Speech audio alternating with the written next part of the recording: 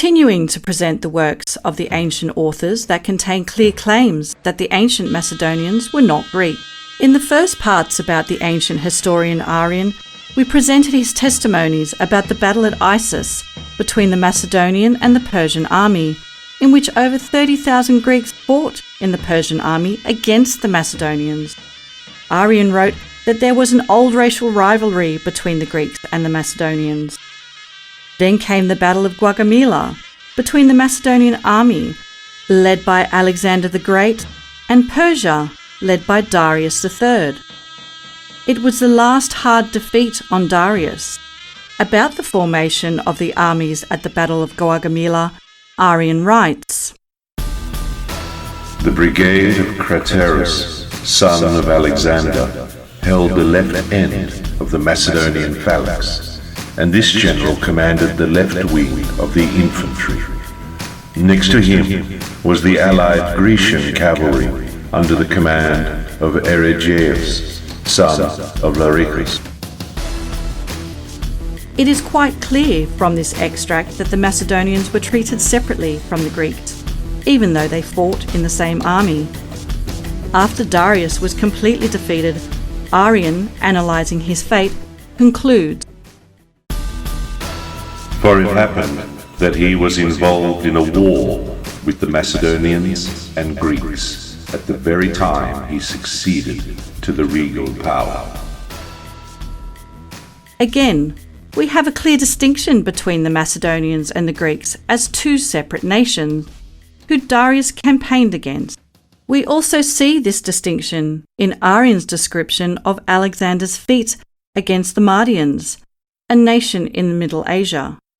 The Macedonians, while conquering Mardians' land, enslaved a Greek delegacy, which were in service of Persia. At first, all members were arrested, but later, the Greeks who worked for the Persians and were citizens of Persia were released. The others remained imprisoned because they worked against Macedonia at the time when an alliance was made between the Macedonians and the Greeks against Persia. Arrian writes, He also released the rest of the Greeks who were serving for pay with the Persians before the peace and alliance which had been made by the Greeks with the Macedonians. Arrian points out the differences between the Macedonians and the Greeks when he writes about the murder of the Macedonian general Parmenio, who was accused of conspiracy against Alexander. Arrian mentions this in his works, The Anabasis of Alexander. Such great respect as he was both by Alexander himself and by all the army, not only the Macedonian, but also that of the Grecian auxiliaries as well. When he writes about the defeat over Scythians behind the river Tanai in Asia, Arrian again points out the differences between the Macedonians and the Greeks. In 20 days he fortified the city which he was projecting and settled in it some of the Grecian mercenaries and those of the neighbouring barbarians who volunteered to take part in the settlement, as well as some of the Macedonians from his army who were now unfit for military service. While conquering Persia in Asia and Africa, Alexander left General Antipater to rule over Macedonia and the conquered Greek territories. However, Antipater began to act like a single ruler over Macedonia and the Greeks.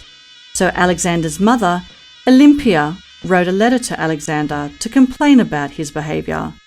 Arrian writes, The queen wrote that Antipater was overwhelmingly insolent in his pretensions to sovereignty, as well as in the service of his court, no longer remembering the one who had appointed him, but claiming to win and hold the first rank among the Greeks and even the Macedonians.